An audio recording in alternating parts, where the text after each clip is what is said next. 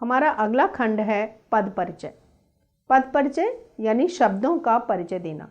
शब्द का स्वतंत्र अर्थ होता है, लेकिन वही शब्द जब वाक्य में प्रयोग कर दिया जाता है तो उस पर व्याकरणिक नियम लागू हो जाते हैं। इसलिए वो शब्द स्वतंत्र अर्थ न रखकर वो वाक्य के भाव के अनुकूल अर्थ देता है। इसलिए उस शब्द को शब्द न कहकर पद कहा जाता है। यानी कि शब्द को जब वाक्यों में प्रयोग कर दिया जाता है तो वे शब्द पद कहलाते हैं, क्योंकि उन पर व्याकरणिक नियम लागू होते हैं। अर्थात हर एक वाक्य का प्रत्येक शब्द एक पद होगा और उस पद का परिचय देना होगा। जब हम पद परिचय देते हैं तो पद परिचय का जो नियम है वो व्याकरणिक दृष्टि से यह बताना कि वाक्य में यह पद क्या है।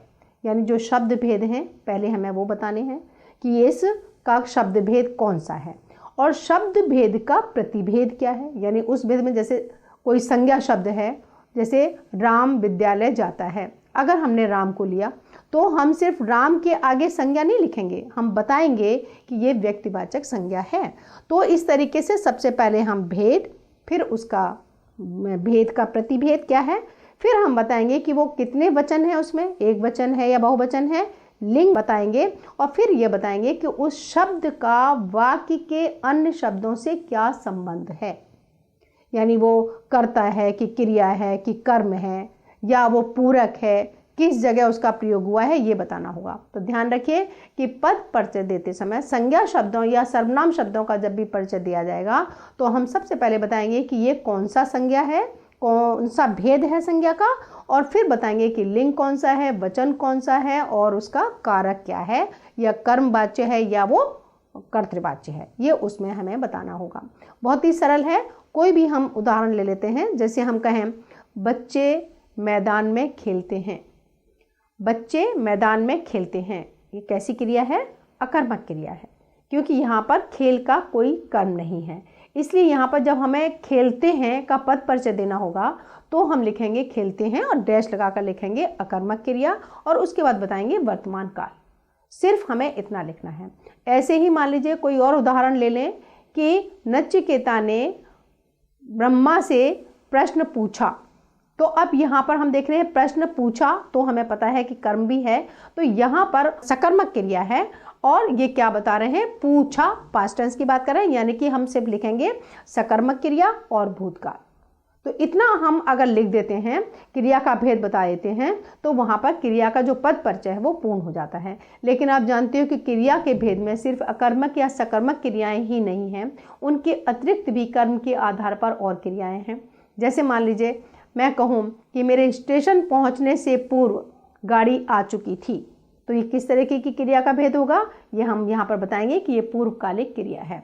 पूर्वकालिक क्रिया लिखेंगे और फिर ये काम हो चुका है तो हम क्या लिखेंगे कि ये भूतकाल की बात है।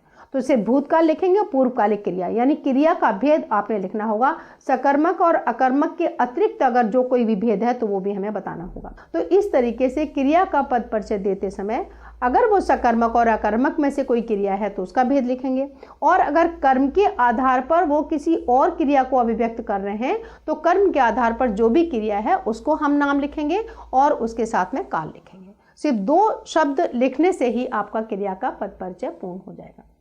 क्रिया विशेषण का पद परिचय देते समय हमने क्या करना है कि क्रिया विशेषण का जो भेद है वो बताना है और ये बताना है कि किस क्रिया का या किस काल की बात हो रही है, क्योंकि क्रिया और क्रिया विशेषण जो काल है वो उसी को बताएंगे। या हम जो कोई क्रिया स्पष्ट पता लग रही तो हम वहाँ पर अगर 2 क्रियाएं हैं तो हम ये बता सकते हैं कि किस क्रिया की विशेषता बता रहा है। एक उदाहरण ले लेते हैं कि नचिकेता ने बार बार प्रश्न पूछा। बार बार प्रश्न पूछा। अब आप देख रहे हो कि बार बार जो शब्द का प्रयोग किया ये क्या है? क्रिया की विशेषता बता रहा है, पूछने की विशेषता बता रहा है। कितनी बार पूछा? बार बार पूछा। तो ये क्या हो गया? कालवाचक क्रिया विशेषण हो गया। और फिर यहाँ पर हम क्या बताएंगे कि ये भूतकाल की बात है और पूछने की विशेषता बता रहा है। हमें सिर्फ इतनी सी बात लिखनी होगी क्रिया विशेषण के। वहां पर हमें यह ध्यान रखना है कि ये क्रिया का कौन सा भेद है, ये क्रिया का नहीं, क्रिया विशेषण का कौन सा भेद है। सिर्फ क्रिया विशेषण का भेद लिखना होगा और उसका हमने काल बताना होगा या किस क्रिया की विशेषता बता रहा है। संबंध बोधक समुच्चय बोधक और विस्मयादि बोधक में जैसे मैंने आपसे कहा, मैं कहूँ राम और श्याम बाजार जा रहे हैं, तो आपने देखा कि राम और श्याम यानी राम और श्याम को जोड़ने वाला शब्द है और।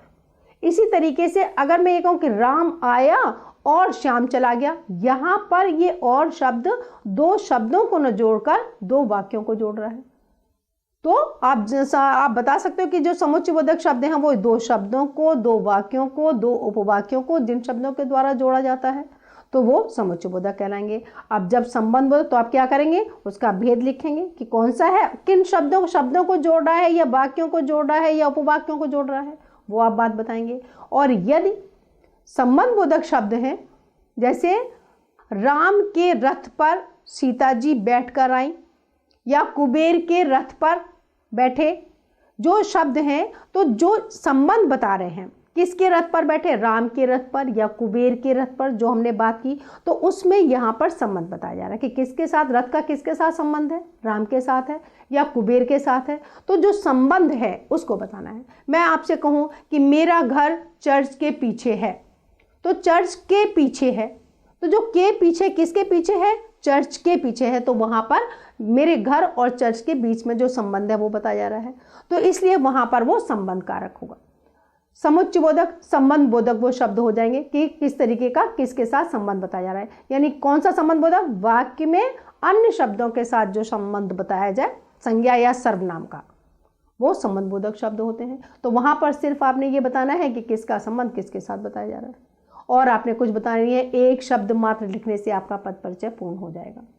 तो इस तरीके से, और अगर विस्मयादि बोधक है तो विस्मयादि बोधक में आप सिर्फ भाव की अभिव्यक्ति बता सकते हैं, तो उसका भेद बता दें, भाव की अभिव्यक्ति बता दें कि कौन सा भाव अभिव्यक्त हो रहा है इन शब्दों से, तो वो इतना जो परिचय है वो पूर्ण होगा। क्योंकि इनमें आपको जो संबंध बोधक, समुच्चय बोधक और विस्मयादि बोधक शब्द हैं, इनमें आपको भेद और उनका संबंध लिखने से या उनका भाव बताने से ही उनका पद परिचय पूर्ण हो जाए।